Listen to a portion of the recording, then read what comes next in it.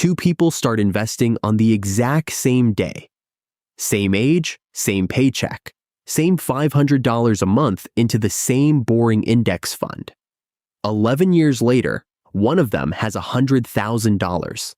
The other quit at $40,000 because every time they opened the app, the number just sat there, barely moving, and it started to feel pointless. Here's what the quitter never found out. The one who kept going didn't win by a little. Their next $100,000 took barely 6 years. The one after that, even less. Same paycheck, same fund. But somewhere on that climb, their money quietly stopped crawling and started sprinting. There's a wall in wealth building. Almost everyone hits it. Almost no one gets over it. And it's not because they're lazy or bad with money. It's because nobody ever showed them where the wall actually is, or the brutal, beautiful math waiting on the other side. Let's start with the feeling, because you already know it. You put money away. You do the responsible thing. And then you check the balance and feel nothing. No progress, no momentum. Just this quiet voice asking, is this even working? If that's you, I need you to hear something. You are not behind and you are not doing it wrong. The median American household has a net worth of about $193,000. Half the country has less. And the personal savings rate just fell to 2.6%, the lowest since 2022. Almost everyone is standing at the bottom of this same wall, looking up, feeling exactly what you feel. But the wall isn't made of effort. It's made of math. And once you can see the math, the whole climb changes shape. One quick thing before we start climbing. If you want money explained the way it actually works, no hype, no get rich quick, just the real mechanics. Hit subscribe and tap the like button. It genuinely helps this reach other people stuck at the bottom of the same wall. And fair warning, this is education, not financial advice. I don't know your situation, so take these as principles, not instructions. Okay, let's talk about why that first $100,000 is the hardest money you will ever build. Here's the uncomfortable truth about the early years. In the beginning, compounding does almost nothing for you. And I mean almost nothing.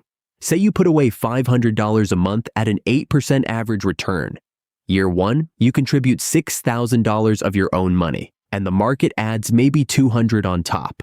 $200 for a whole year of discipline, of skipped dinners, of watching that account.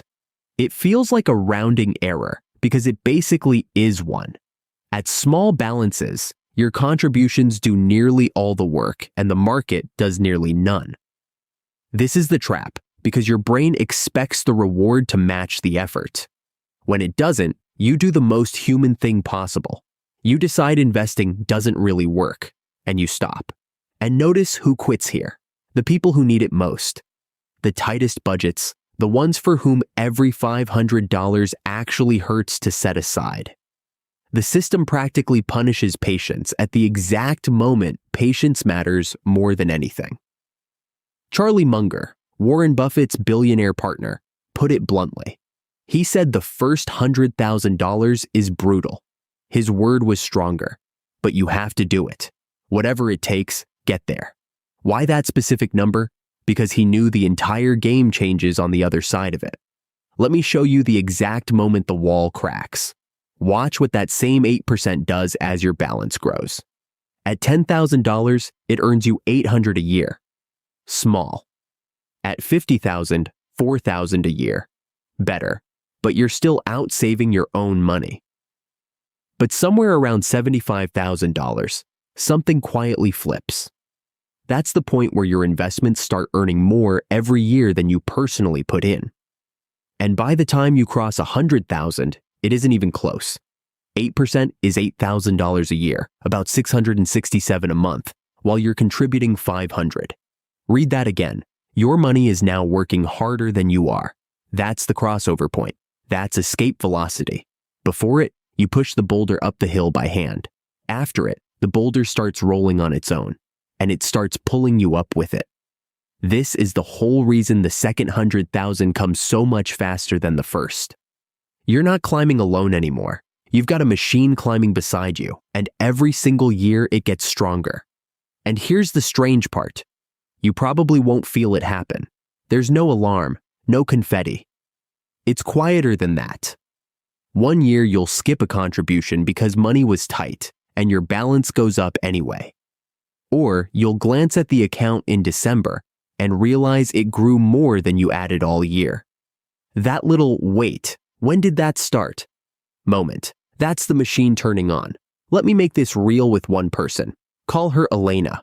She starts at 25. $500 a month, 8% average return, nothing fancy.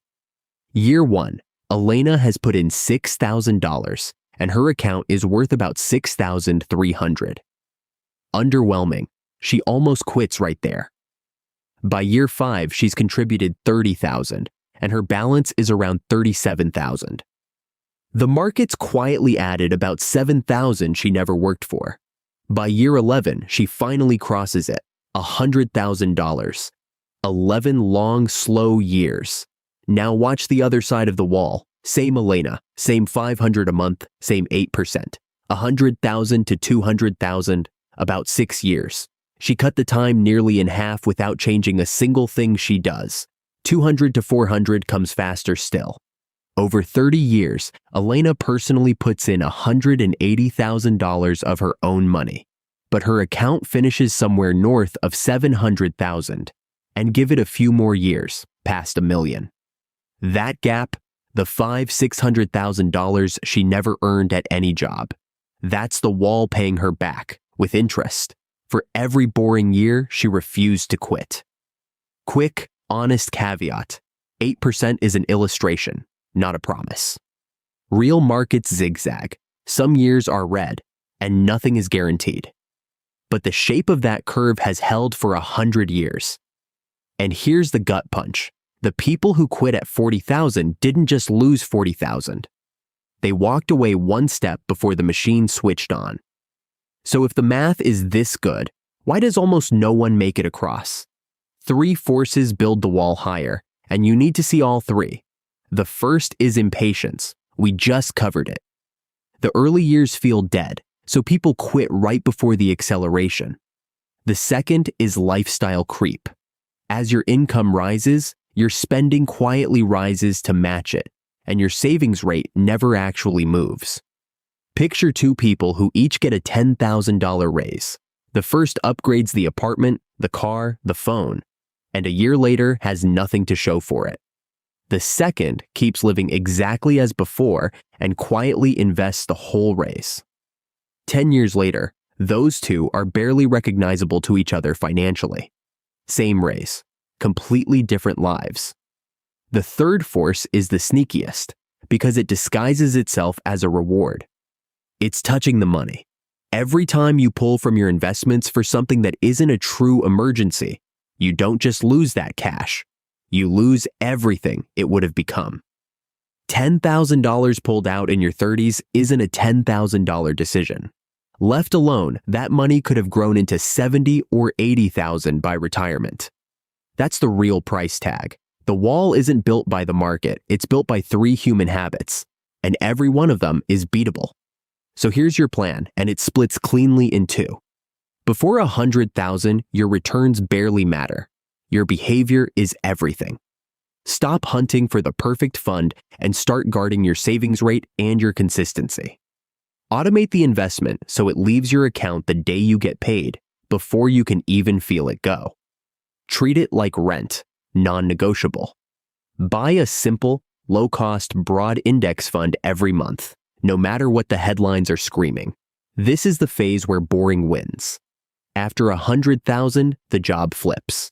Now your money is a serious employee, and your only task is to not get in its way. Don't panic sell when the market drops, because those are the exact years the machine does its heaviest lifting. And here's something worth sitting with. This isn't only how money works. It's how everything that compounds works. A new language feels impossible for 8 months, and then one day the conversations get easier, faster than you're even studying. A skill, a body, a business, a reputation. They all have this same hidden inflection point, where what you quietly built starts giving back more than you put in. Money is just the version with a $sign on it, which means the boring years were never wasted years. They were the foundation the whole thing stands on. So let's bring it home.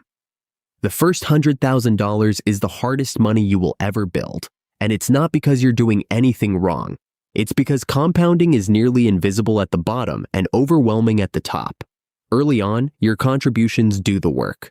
Somewhere around 75 to 100,000, you hit the crossover, where your money finally out-earns what you put in, escape velocity. The first 100 grand might take 11 years, the next takes 6. The one after that, less. The only things standing between you and that acceleration are 3 habits: impatience, lifestyle creep, and touching the money. Beat those 3, get to the top of the wall, and the math stops working against you and starts working for you for the rest of your life. Before you go, wherever you are on this climb, hear this. If you're 25 and just starting, you hold the single most powerful asset there is: time. Automate it, protect it, and let the machine build. If you're in your 40s or 50s and feeling that familiar tightening in your chest right now, it is not too late. Your timeline is just shorter. Your contributions need to be bigger, and the inflection point still comes sooner than you think. Not starting is the only move that's always worse. So do me a favor and hit subscribe, because we break down the real mechanics of money every single week. And then tell me in the comments, where are you on the wall right now? Still at the bottom, closing in on your first 100 grand? Or already past the crossover and watching your money shift gears? Drop your stage, because someone reading this is exactly one step behind you, and they need to hear that the top of the wall is closer than it looks. Now go build your first 100,000.